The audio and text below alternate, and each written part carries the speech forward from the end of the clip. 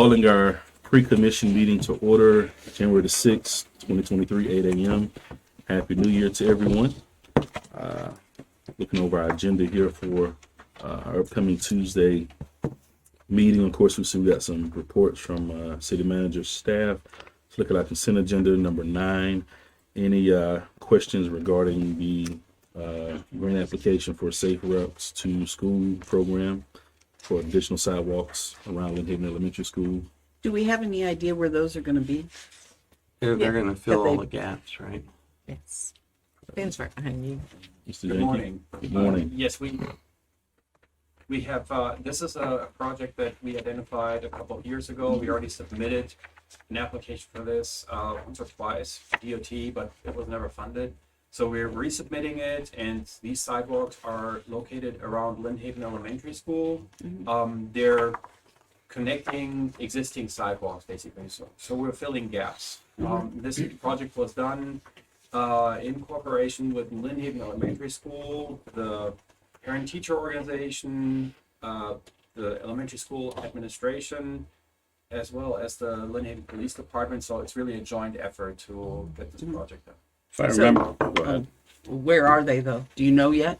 Yes, New York Avenue from 5th Street all the way down to 12th Street. Georgia Avenue from 10th Street to 12th Street. And Alabama Avenue between 9th and 10th. Okay. And then there's one and part sections of East 9th Street. Now, if I remember right, when we originally put this in, we put it in for these streets because there's a higher probability of it being accepted if it was around a school, Yes, that's correct. right? And here it says it has to get LAP certified. What's that mean? That is, do you want me to answer that? Right. That is the local agency program. And it just says that we are able to uphold this program and carry on all of the work through federal guidelines. Okay. Yeah. Doesn't cost us anything for that, or? Okay, cool. It actually helps us even with future grants as well. Okay, thanks. It's basically a certification by DOT so that DOT makes sure that the local municipalities follow certain procurement standards since they're administering some federal grants. So like Ms. Vicky already said, it's actually helping us with this. Okay, awesome, thanks. Any more questions regarding that? Everybody good for that? Still on the consent agenda? Yeah. All right. Moving on. Thank you. Number 10, regarding the development order amendment request for Chase Macy, 1503 Tennessee Avenue. Yeah. Any questions for planning director on that one? Yeah, this one, I got lots of questions I have a on. couple of things to say. Shall I say Yeah, my thing? please. So when they applied for a development order originally, and you all approved the development order, they had on the site plans they had asphalt surface parking, and we require per the code a hard dust-free surface. So we require either hard asphalt or concrete. There has been, I think, one occasion that I can think of where we have allowed milled asphalt, and that was when it was in industrial land use and it was for outdoor storage. So if you recall, we don't allow outdoor storage anywhere but in industrial. And there was one development that was for outdoor storage of trailers and that kind of thing in an industrial park. And we allowed it there, but generally, no, it has to follow code. So when it came to you, and we all reviewed the plans and everything, it was going to be asphalt parking. What happened was, if you recall, that building had fewer units in it prior to the hurricane. And when they redid it after the hurricane, they've split it up more and they've got lots of little stores in there now. Well, parking requirements differ according to the use. So a nail salon or something is going to have a different number of required parking spaces to a smoothie takeout place, for instance. So we calculated the number of parking spaces that they had, and then also the number of parking spaces that they would have with this additional when you approved the development order. And they were going to have enough parking spaces. Actually, they were going to have like 2 over what they needed to accommodate all the changes they've made in that building. what happened was then, because we knew how many parking spaces they had, as people came in to pull permits to finish out the inside of each shell as to how they wanted their business to be, we looked to see how many parking spaces that type of business would require. And so we were like keeping, or the building department was keeping a running balance and was like checking them off. Okay, this number have been used, this number have been used. We got to the point where someone came in for a CO for one of their units and they were not granted the CO because we went out there to inspect, well, they wanted the CO for the parking lot. We went out to inspect the parking lot and found that they had not constructed it according to the development order that was submitted and what you had all approved. They removed 2 of the parking spaces, so instead of having 16, they had 14. They had not installed all the landscaping any of the landscaping that was required, and they had not provided a hard dust-free surface. It was milled asphalt. So what happened there was the building department weren't able to let the people, we said no to the CO, so those people who wanted to move into that business could not move into that business because there wasn't adequate parking. That led to the owners then contesting and, asking why are we not able to get our CO, and then they told us that because I sent someone out obviously before the CO, we go out to inspect, so that's how we knew these things. They said that they had been told by Panhandle Engineering that they would be okay doing milled asphalt. However, they didn't contact the city to say they weren't going to do it according to the plans. They just went ahead and installed their milled asphalt. So we ended up having a meeting in here. They came in, the owners came here, Vicky was there, I was there, Bobby, I think, building official, we were all here, and they were arguing that they felt that Who was arguing? Mr. Tillman, Okay. that he felt that he should be allowed to do this because he was saying that, he thinks that it's been done elsewhere, and a lot of people bring up Pope Oaks, which is gravel, but they're grandfathered in. Been there a long time, grandfathered in from before the code. So because they were contesting it and wanting to be allowed to, 2 things basically. The number of parking spaces isn't an issue because they still meet code. I mean, it's not according to what they said, but they still have enough with those 2 removed. The landscaping, I agree that the landscaping could be done after 390. Because they were saying if they put the landscaping in now, it's going to be trashed by 390, which fair enough. But a bond would be a good idea in that case to make sure that if they don't do it, then the city has the money so that we can hire somebody to put it in according to the plans. And the other thing is they want that milled asphalt. So it had to go to the planning board, back to the planning commission, because this is the first time that I've ever had a development order amendment request, but it had to go back to the planning commission so that they could make a recommendation for you because it's your decision. You're the ones who approved the original development order. The planning board voted 5-2 to allow the milled asphalt, but they wanted a bond for the landscaping. 2 of the planning board members, particularly one, was adamantly against it. He said, I shop there, I visit those businesses, but I can tell you that if I have to park on milled asphalt, I'm not going to park on it because I ride a motorbike. And he was saying that, it's going to dig out over time, there's going to be ruts, somebody could fall, that it could be an eyesore. So Safety hazard. Right. So Bobby can talk on the milled asphalt in a moment, but I just wanted to let you know that when this front sheet came to you, it's got a typo. It says staff recommends approval. That's just because usually I do. And it got left on there accidentally. But in this instance, I do not staff. My department does not recommend approval on the milled asphalt, but does recommend approval for the landscaping to be postponed if we get a bond. And the parking spaces you're good And the with. parking spaces. Okay. I don't know if you would like for Bobby to talk Well, on what happens with milled asphalt. I was just gonna ask the question about, because you talked about some industrial areas that have used milled asphalt. What's the normal process to get that approved? That Is was that on the plans when it came to us and came to you. So it But, goes to the but some planning of board it and was then hard.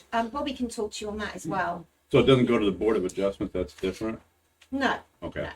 Yeah, milled asphalt's fine for a lay down storage site where the general public doesn't wander around, but in a parking lot where the cars continuously turn, it loosens up, it potholes, Mhm. it comes out into the street, and then people trip over it as they're walking. Which is why it's cheaper to do it that way. Yeah. It is cheaper to do it, but it's really unsafe, you know, for people, especially, you know, living in high heat, because it never Yep. truly packs real well. Right, okay. And this is retail, and this is right by 390 Yeah. as well. And then the industrial park, anything that was on the city right away, they did in asphalt, regular asphalt. It was up on their private property where they put the milling, but. So in order for them to redo it, do they have to dig it all back No, out? they can cap Lay it. over. So I can It just makes lay a right great okay. base. Yeah. It's just a matter of capping it. Okay. They'll have to level it off and then cap it and then stripe it properly. And they haven't striped it obviously because it's milled asphalt. So they put paving slabs down to differentiate the parking spaces. So I remember we had had a problem with certificate occupancy of landings with the landscaping. Is that the same developer or is that a different developer? Didn't we have a No, problem? that's different. No, That was a subdivision, townhomes. Yeah. Yeah, no, this is different. No, I know, but didn't we have a Different problem company. back where they were trying to sell some houses to get certificate Yeah. occupancy? Yes. That didn't have the landscape. Yes, done. they didn't have the landscaping down And yet. is that the same developer or is that a different? No. No, That's the over. it's a, Okay. Is the developer here or no? No. No. Will be at the meeting though. Okay. I'm sure. Was at Okay. the planning commission meeting, so I'm sure will be. I actually sent a letter out, Tillman. an email out to each of the planning board members prior to the meeting. Okay. So you might get one over the weekend. And the well- biggest concern is set the precedence. in the future. Yeah. If you allow them, then you have to allow others. Right. Yep. No, I think I know I did. I don't know. I got an email from them about this.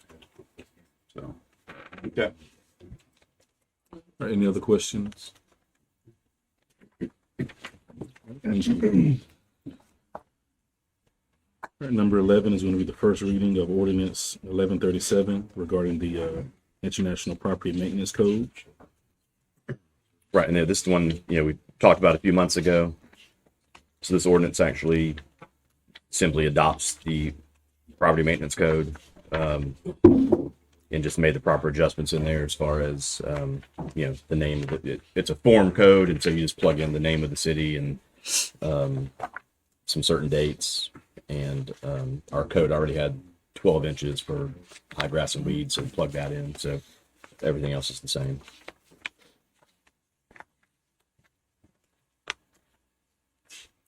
Any other questions on that? Further discussion about it? Do you have anything? No, I'm good. Oh, on this one here, are there any more specifics? This kind of leaves me a little bit nervous because I mean the way we have the right to tear down buildings that are unsafe or unfit or whatever, collect the fees. It just I mean, we already have all. I mean, so basically, it just kind of goes hand in hand with our existing, code enforcement rules and nuisance abatement rules, and then the property maintenance code. Remember that like we talked about, that goes more into not the construction of buildings, but the maintenance of them. And so it's just another tool for code enforcement to use to say, okay, you didn't maintain your ventilation or your HVAC system And if we after want, the fact, as opposed to and if we during want construction. and if we want to make it more restricted than it already is, we can do that. Right. So I mean, it's all in the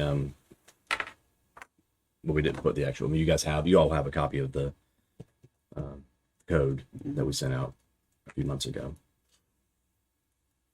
thank you. All right, anything else?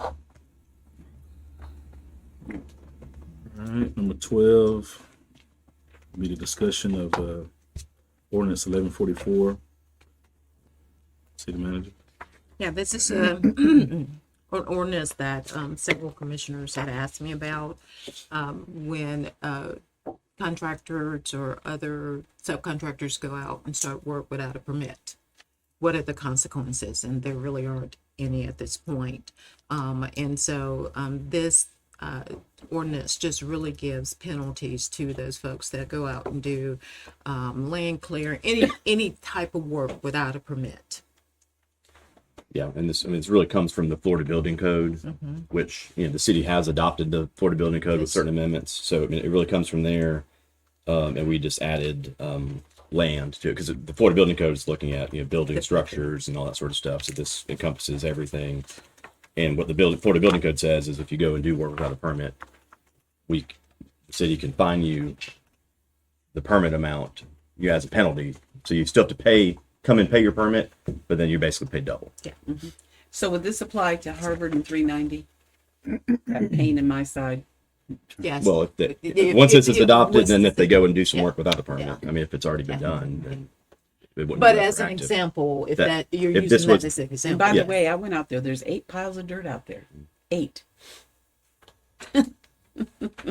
Yeah. Didn't So see it. if this was enacted already, and then they went out there and did work without a permit, the code enforcement They've could been come doing a and lot say, without a permit. you need a permit. Here's how much it is, and by the way, under this you have to pay double. Okay. And this is strictly permitting, not development orders, because they don't Well, even have a development order. So that's why I think this is a discussion only, because I talked to Amanda. We'll have it in our code of ordinances, which would be for issuing permits, like the building official looks at it. We thought it'd be a good idea to put it in the ULDC as well, which in that case it would be under the development order. So if you development permit, development order, same thing. So it would apply to that as well. But since it's going to be a ULDC amendment, we need to take it to the planning board to get their recommendation first. So we could either break it up and do 2 ordinances, or just wait a couple weeks until it goes to planning board. But we wanted to discuss it since it was done. What's the max penalty that we can put? $1 million. I'm good with that. No, I mean, like I said, I mean, the penalty here is you double whatever your permit is that's owed, you pay it twice, and then beyond that, you still have your typical code enforcement, but you violate the code of ordinances, you can give them daily fines up to, I don't know what our code enforcement here is, like $2,500. You do $250 a day until there's a max for code enforcement fines. I don't know what it is. It's normally around $2,500. Yeah, because like you were talking about with Harvard, that's a perfect example. To me, that was a blatant disregard. Yep. To me, disrespect to the city. Yeah. Because to them, it's like, well, they're just going to make me pay it eventually anyway, so I'm just going to do what I want. And so to me, I want to make it sting. Yeah. Yeah, so I mean, Obviously, $1 million would be too much. No, I mean, you pay double, and then like I said, if you're still doing work out there without a permit, I mean, you do stop work order. You can hit them with code enforcement, daily fines up to the max. I mean, all that stuff. I didn't know if there was some statute or something saying you can only charge so much. I don't know the number. I think it's around. I want to say $2,500 is what. Is it 5,000? Maybe 5,000. Let me There's ask daily you this real fines. quick. This is similar, but not right on what we're talking about. So down from my office, which is in Panama City, there's an empty lot. So there's a couple of houses and stuff over here, and then there's an empty lot. Well, there's a guy, assuming he's homeless, during the summer months was laying in a pool chair out there under a tree every day, which was fine. No one minds anybody laying in a chair under a tree. Well, since then he has started building like a pioneer town out of wood and pallets. I mean, he literally has like a saloon looking thing and a fence made out of pallets and all this stuff. So of course I called Panama City's code enforcement and said, hey, this guy's building a pioneer village over here. You can't do that, I'm pretty sure. And so they've started going by there with the police. My question is, if with Lynn Haven included in that, the guy probably does not own the lot. Right. What recourse do you have against somebody that's doing something like that? You have to contact. Yeah, you have to contact the owner, and it's up to the owner to get and the then person owner off has to their remove the land. stuff. Okay. We ran into that last year. Actually, the sheriff's office brought it to our attention in Callaway last year because they basically call it like what we did is we called it like a no camping ordinance. Right. Because the sheriff is like, same thing, is I can't do anything. Yeah, I you're can't, kinda- the owner's in Indiana, I can't get a Right. hold of them, and there's homeless people, camping on their land or, whatever. And he goes, I'd like some sort of an ordinance so I can at least go out there.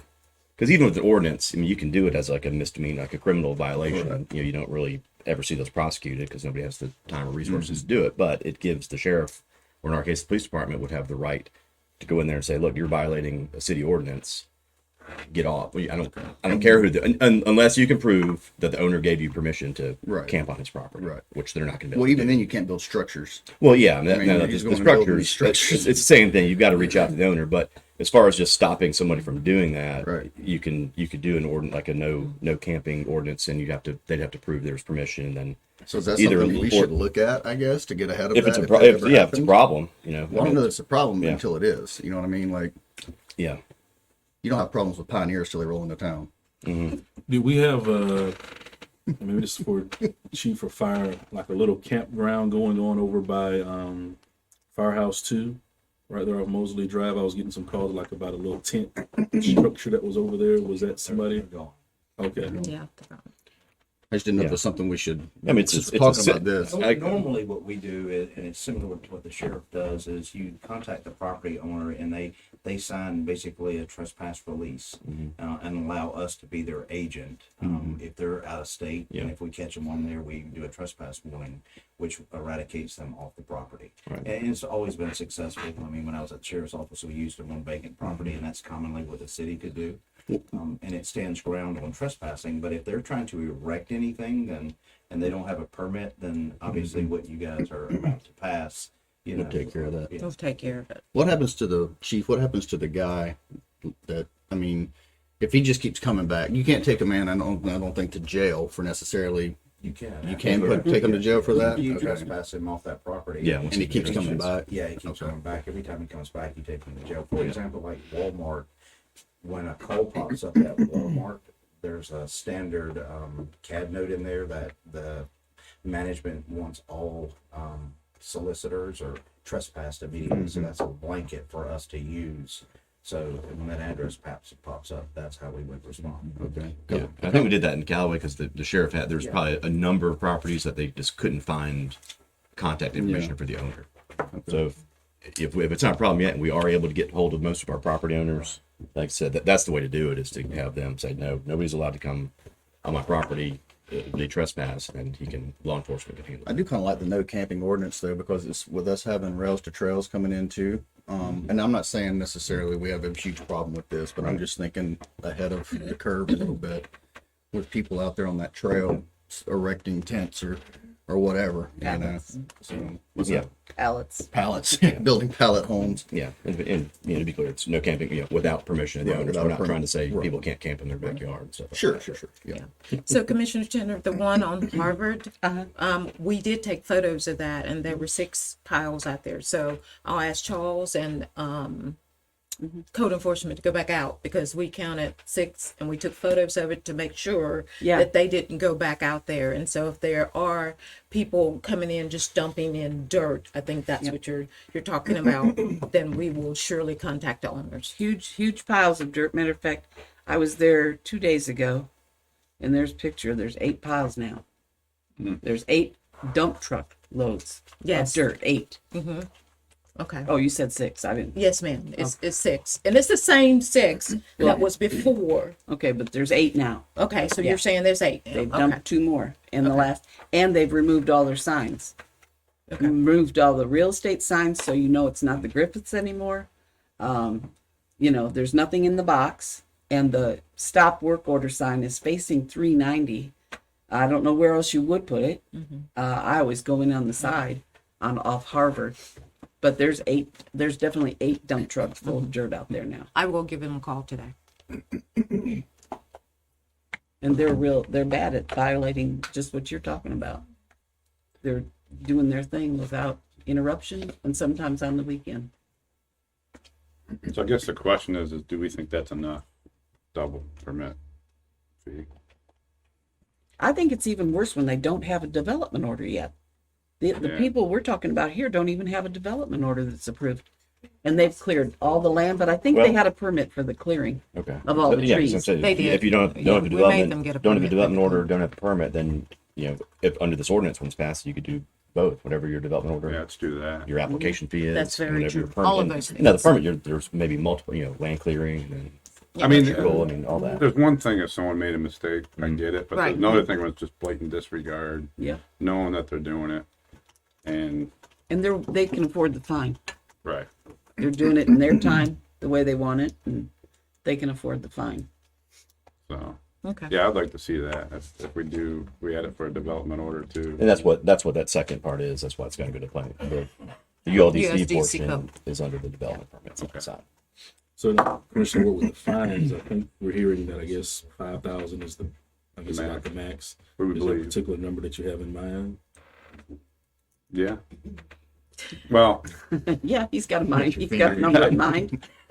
so originally when I saw this, it says any work on land, building, structure, electrical, gas, mechanical, plumbing system, but that doesn't just apply to developers. That could be like a household Yeah, resident anybody that was doing work doing without- something, not realizing that they were breaking the law. I don't want to. Last thing I want to do is tell them, hey, you got to owe $5,000 because you made a mistake. But then it's another thing when you have a developer out there just blatantly knows that they're breaking the law. So would we want to have one fine for homeowners who maybe just through negligence do that versus having another fine for developers who, do know what the law, what our codes and ordinances are and do it that way? Is that fair? I mean, that's not showing. No, I mean, not really. I think not really. I mean, you'll do, Yeah. and like I said, also, but the fines you're looking at, that's more of a code enforcement function, Right. and there is going to be a statutory cap on Because- that. So I can say with like the different homes we've been trying to sell in real estate, most of them are not permitted for a lot of the stuff that's being renovated in their home. So most homeowners are in permit violation. Not most, but a lot of homeowners that do renovation are in permit violation. Right. So then they have to go back and pay that $5,000 fine for not doing, not getting a permit for whatever they've done. Yes, correct. The problem that we have when it comes to this kind of thing with the dirt is developers who have not yet got a development order. So before they get a development order, they can get a permit to clear their land, which is just taking down the trees and everything. But they have to let us know, obviously, if they are taking down trees, because we need and in fact, they really shouldn't be getting one before they've submitted their development order anyway, because if there's trees on there, we want a tree survey showing us what trees they're going to take down so that they can mitigate for them. Mm-hmm. Single family homes don't need development orders. So single family homes, if it's just one person who owns their house, unless they've had like it demoed, and then they want to bring dirt in, which they would have to be careful of. They don't have a development order, so they can just go to the building department and get their permits. But people who are developing subdivisions or a commercial development like this would be, more than one house, they need a development order. Actually, they can do a duplex around it, but that's it. They need a development order. So these kind of situations are happening because they haven't got their development order, really. They may not have pulled their permit for land clearing, which is bad, but with a development order, you cannot bring dirt on. That's right. So all you can do is clear land. You can't cut down the trees or anything, but you can't bring any dirt onto that property unless you have a development order. So that's where the development order portion kicks in. So I think if we've got something that really clearly addresses the fines for developers who don't have a development order, that isn't going to hurt your single family home person because they don't have to get so that way we can differentiate that way and just have it just in the ULDC as a penalty. I mean, because you're already paying. What's your application fee for development order? It depends on how big the development is, but usually it's about 2,500. Yeah, so you could do something like, and that would, So you get that 5,000. you'd quick. be at 5,000 right away if you So, just yeah, do the probably- double. Your Yeah. penalty is double your fee. Yeah, so you just need to kind of differentiate those, I think. So 5,000. If that is the max, 5,000 probably would be a good one for develop. If you're doing work and you don't have a development order. Yeah, you'll say go pay for your development order, 2,500, and by the way, it's going to be double now because you started without one. Addition plus 5,000, so it'd be 7,500. Oh, When can we put this into effect? Well, I mean Because I'll bet you 390 and Harvard come in and get a development order before that goes into effect. right. Save themselves $5,000. Like I said, if we broke it up into two ordinances, we could do first reading Tuesday on the part for just building permits. But if we want it to apply for development orders, that's going to go to planning board first, which I think is yeah. February. February. But could we go on and do the first reading and then wait for it to go to planning board and then come back and do your second reading? That would at least speed it up a little bit, wouldn't Yeah, that? we can do that. Yeah, So we can just change discussion back to first reading. first reading. And then if we need Okay. to, yeah, I mean, it's already, it's drafted that way right Yeah, now. so let's just go on. Now that's just the double penalty. That's not adding an additional So, penalty, and I can get with Amanda and look, we can throw that in there before Tuesday if we want Yeah, I to would make it even stronger. I would like to see that. I don't know what you guys think about What do you that. think about it, Commissioner Aldridge? It doesn't, I mean, it doesn't bother me. It's not gonna affect anyone if they don't break the rules. You know, We could say, up to 5,000 or something like that. So Commissioner Pernell? so first reading would be Tuesday, Tuesday, but then we'd wait until planning board February and then 7th. it would be first, it wouldn't be second meeting in January, it'd be first meeting in February. If that's after Yes, The 'cause planning they board is the usually meet- 7th. They and meet then we right would over meet at the beginning of the right at, so we probably meet the 14th. and it's a simple come in and get your development order and then you avoid the entire issue. Yeah. That's the way I look at it. They still just, it's kind of a tricky thing, isn't it? Because even those people who do have their development orders still have to go and pull permits that are required from the building department. But the development order does let them bring dirt on, but they can't start building anything or anything without their permit. Right. Yeah. So it would be the 14th, you're correct. Commissioner Tender, any? Oh, I'm all for So it. add a extra penalty in I'm addition all to the for it. double. I think we should make them remove the dirt. I think just finding them is not even enough. They're doing this to their convenience for cost or whatever. I think they should be forced to remove the dirt, put it back wherever they got it, instead of continuing on. I mean, this development is all, the plastic is all around, and I mean, they've got it all divided off. I mean, they know exactly what they're doing. Yeah. I'm all for it. Who's doing it? Who's doing that? It's the one on Harvard. Harvard and Do 390. you know who it is? I don't know. The real estate people are at Griffiths. But they're not developing. They're not developing. I think Amanda, It's a map. Was it- Yeah, not real- AutoZone, or what did we hear? I didn't hear anything. I didn't either. I I haven't did. had I anything. can't remember who it I was. just had the owners come in and meet The owners did. the people who currently, well, his son came in and met with me a while back, Okay. but didn't say what it was gonna be, didn't say if they had a seller or anything. It does cap at 5,000. I just checked with mine. For code enforcement fines. Okay. So you want this to go back, do a first reading, and Do then first make reading- a few Do some first reading changes? First reading of this Tuesday, Tuesday. Yes, and then it'll go to planning board. yes. And then it'll come back to us on Final the reading on the 14th. 14th. Yes, We'll have that. okay, all right, great.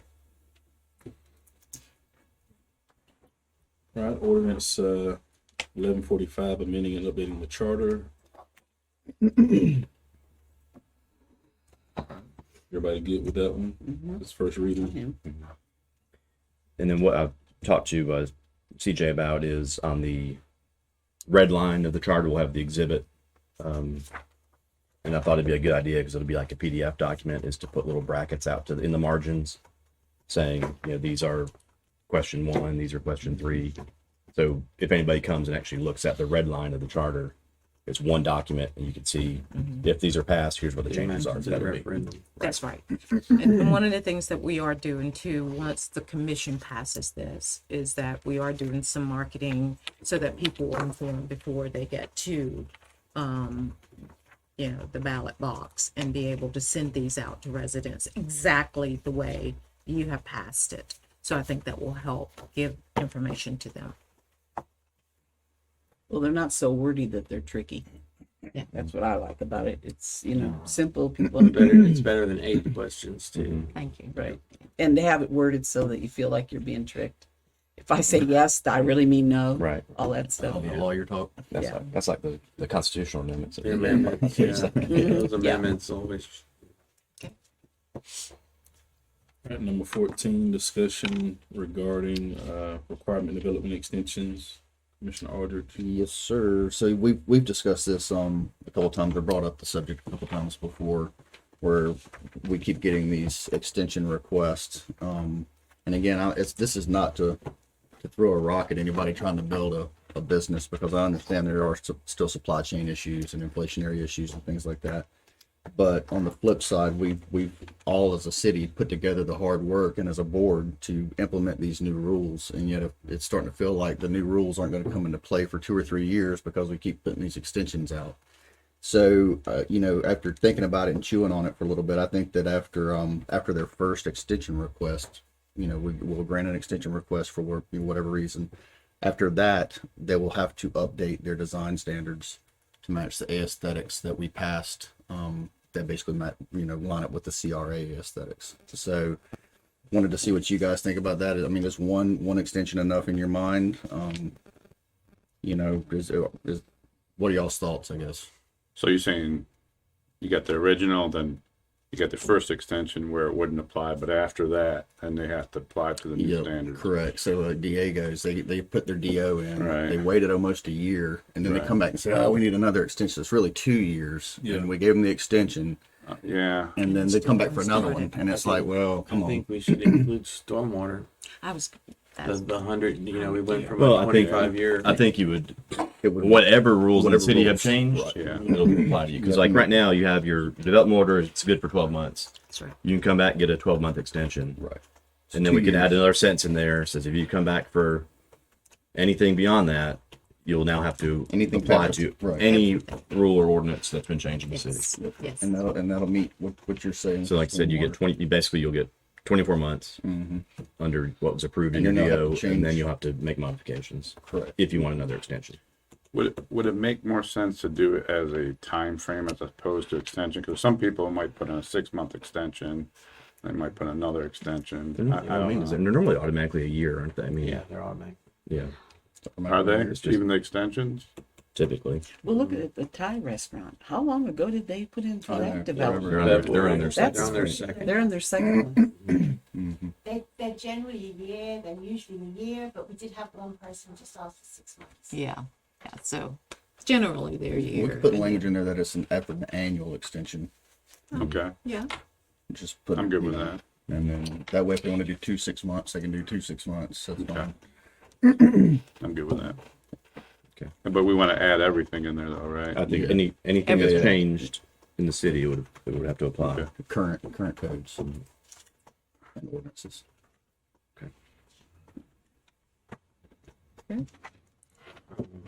and that'll be at the next, I mean, that'd be a pretty simple ordinance. Yeah. We can do it for this next second meeting. And, okay. well, that's probably development. Yeah, It'll have to go that's to a planning. ULDC thing, Yeah. so that'll be February. Yeah, Oh, that's But I'll get it. planning I'll get board. it done, so it'll go to because it'll be a ULDC. The development orders will be under ULDC. So is it gonna have to go to the planning board Yes. first? Yeah. Yep. So Okay. we'll do first reading on the 14th, but have it to them before the 7th. We can bring it to you guys to look at the next January meeting, but we can't. Well, I guess we can do it again. Do first reading. you can do first reading. Do first Yeah, reading yeah, again. Go on and send it to the planning board. I won't read the ordinance until the week before Mm. the meeting, the planning commission. Yeah. meeting, but Well, I'll I have it. need- I'll have it for this. Well, we'll do first reading. Yeah. So I'll have Okay, it. yeah, because I need the title for advertising. Yeah. Yeah, okay, Okay. We can do first reading and then take it to the planning board. okay. Following meeting. Mm-hmm. Sorry, Kevin, first reading at Tuesday's meeting or? No, it'd be Thinking the of next 24th. meeting. 24. And then the planning board, and then it'll be second reading, the first meeting. Yeah, that'll make it where it'll save 2 weeks for us. 15th. Okay. Anything else before we go? Yeah. Commissioner Prano? I just wanted to revisit item 10 with ask Miss Amanda. We asked these people to bond for landscaping. We are including irrigation on it, correct? Landscaping and irrigation. It's Because really require irrigation. if you're gonna have landscaping, you gotta be able to water your plants. Yeah, I remember we talked about We irrigation. sure before did. for We landscaping, sure did. Because if not, it's gonna die. Unless you go out and water it by hand every day. Yeah, but with those changes, those aesthetic changes, it said irrigation needs to be in place before landscaping is installed in that ordinance that we adopted. Okay. All right, you clear on that one? Yes, sir. The 9th of January is a legislative delegation meeting. Do we want to go to that? What time is that meeting? I think it's 5:30, somewhere in the evening. It's 5:36 somewhere in there. 5. Joe says 5. This is what I was thinking, and we can do whatever we think we want to, but I was thinking you as the mayor, if you wanted to go up there, and we just follow you up there behind you while you speak to them.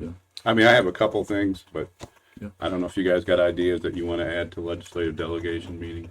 I've only been to one of them. I went to one last year. I never even heard of it, but I think this one's actually got a couple local bills that they're going to be discussing. We'll just ask everyone that's available to try to be there.